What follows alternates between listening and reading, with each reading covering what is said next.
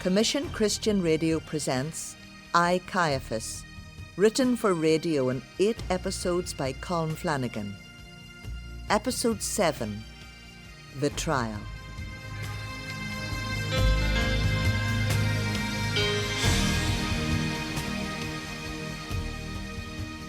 The council had met. The decision was made. Jesus of Nazareth had blasphemed against the Lord God. He had claimed to be equal with him. He must die. But we could not simply take him out and stone him.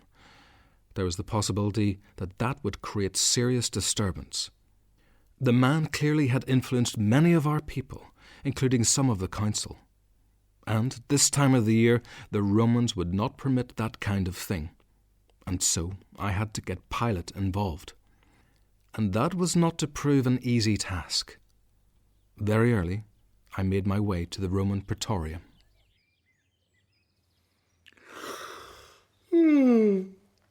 I am sorry to disturb you, Prefect. Are you indeed, High Priest? Well, what is it? We have a problem. Have you now? I didn't think you'd wake me this early just to come and admire the sunrise. Be more precise. Our council has been forced to sentence a man to death for blasphemy. He is a carpenter from Nazareth in the north of the country, and he has been making some claims which we cannot accept. But you can't just do away with him in your traditional manner.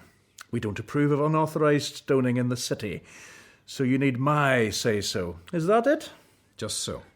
Why should I bother? It sounds like some religious matter to me, and you know by now, Caiaphas, whatever about my wife, I have no interest or time for such drivel. He is claiming to be the Son of God, the Messiah.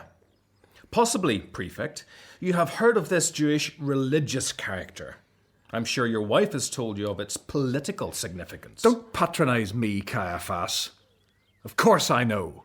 Your Messiah is as much about your politics as your religion. So, this person, what's his name? He is Jesus, son of Joseph from Nazareth. Has he a big following?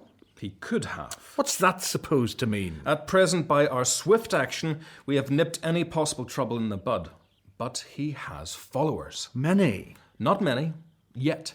So, he thinks he's your God come to earth, and he has a few followers. And I suppose he doesn't like Romans, eh?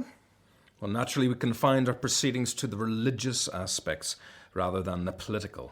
Prefect, that is your province. I'm glad you think so. All right.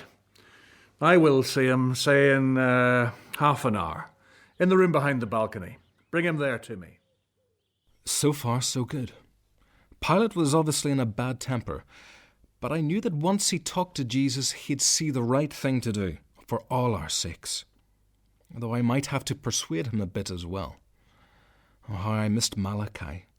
He would have been round our contacts in no time. As it was, I had to send personal messages and rely on others.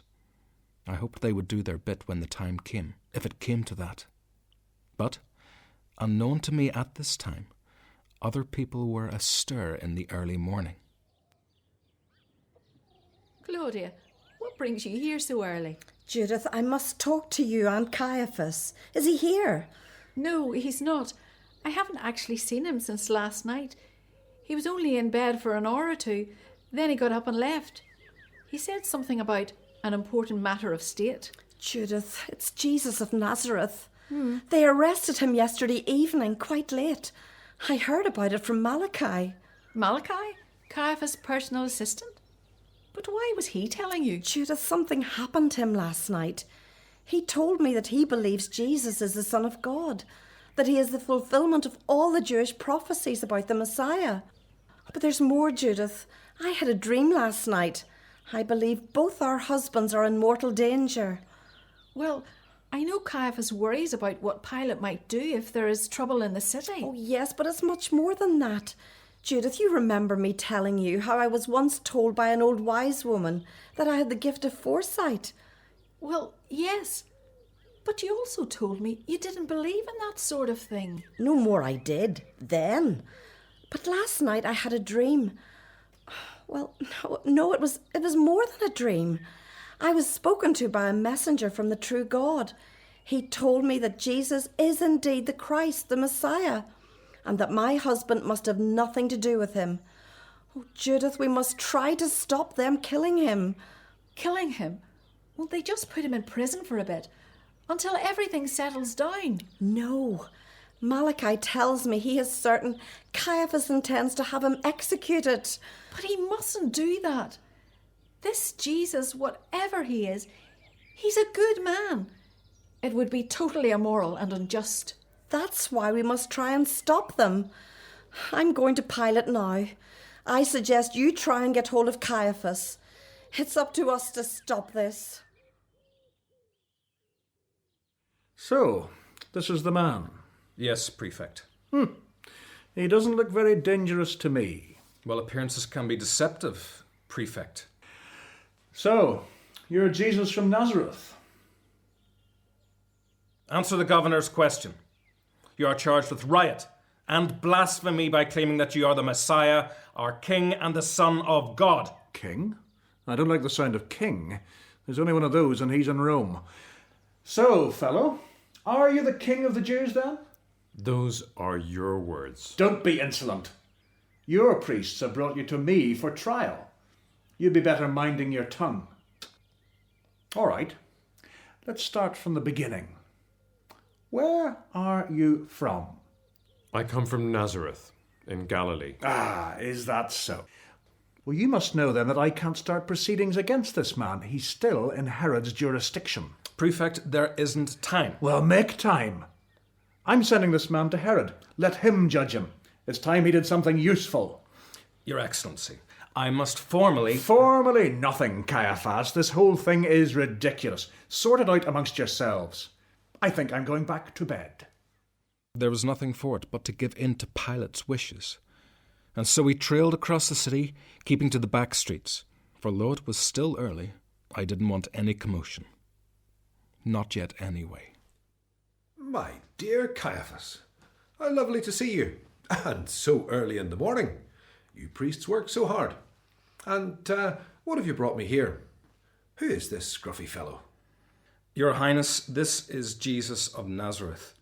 He has been questioned by the council and accused of blasphemy against the Most High. He says he is the King of the Jews. Oh, no. He can't be that. That's me. Do you want me to imprison him? He has been condemned to death. But? We need Roman approval. Do we?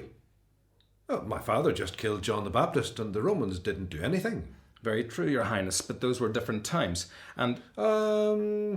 I'm not as powerful as he was. Ah, I see now. You want to have your cake and eat it, Caiaphas. You want to condemn him to death, but you want the Romans to kill him, so they'll get the blame if there's trouble over it. You always were a canny operator, Caiaphas. Am I right, eh? I thought so. Actually, I've heard a lot about this Galilean anyway. Tell me, Jesus, these miracles of yours, where does the power come from for them? I heard you fed 5,000 people on a hillside one evening. That's pretty good. Maybe we could keep you in the grain store for when there's a famine. I could see this would go nowhere. The man Jesus didn't speak. He just looked at Herod. Not with contempt exactly, but as if he didn't matter.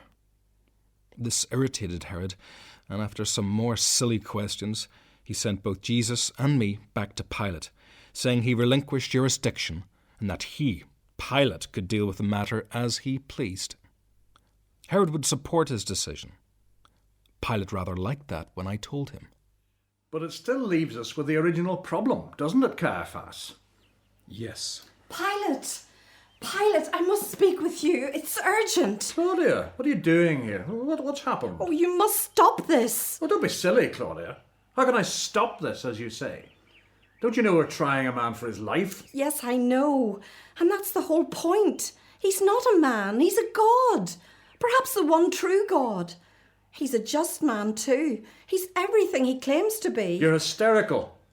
Anyway, how can he be a god when even his own priests want rid of him? Oh, I'm upset. Of course I'm upset. Pilate, you remember the oracle years ago that told me I had the gift of the future? Well, last night I had a dream. I was told that you must have nothing to do with this business if you value your career and maybe even your life. Caiaphas, you must withdraw the charges you're bringing. Lady Claudia, I fear that is impossible. The council has decided. And who leads the council? You do. Claudia, you don't understand. I have to do this. It's my duty. I understand what you're doing, Caiaphas, but I have a message for you too. Read this. A note? From Judith, here. I read it. I was astounded. Joseph, my love, stop this business with Jesus of Nazareth. You're in terrible danger. Please, my dearest husband, I beg you, Judith. I'm sorry, Claudia. I cannot do what she asks. And neither can I. Then there is nothing more to be said. Condemn an innocent man, then. I will leave you to your business. Well, what now, High Priest? Herod has sent the man back to me. I presume you have not changed your mind. Even at this stage, should I have done that? I should have saved my marriage and maybe my eternal life if I had. But I could not. I had to do what had to be done. No, Prefect. The council has spoken. The decision cannot be reversed. What's going on outside there? Where did that crowd come from? Despite all your efforts, High Priest, I see a mob out here. My servants had been busy. I had to press Pilate for the right decision. So, you need me to make a decision. But I will question the man myself. I do not think that... Oh, I don't care what you think. I'll do this my way.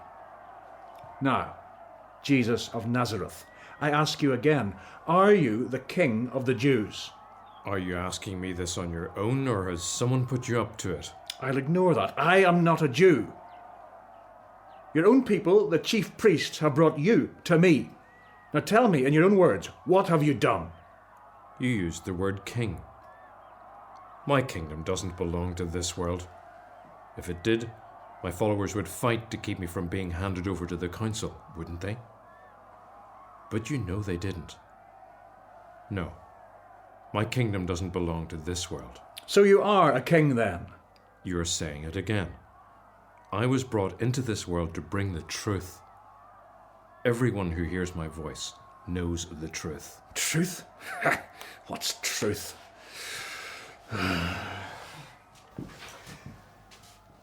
I don't find this man guilty of anything. I will release him.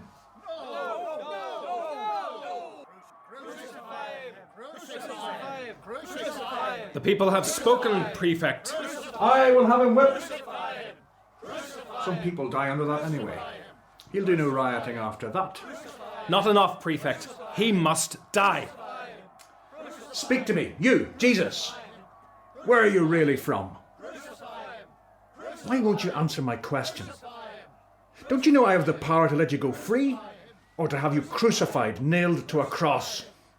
If God hadn't given you the power, you couldn't do anything at all to me.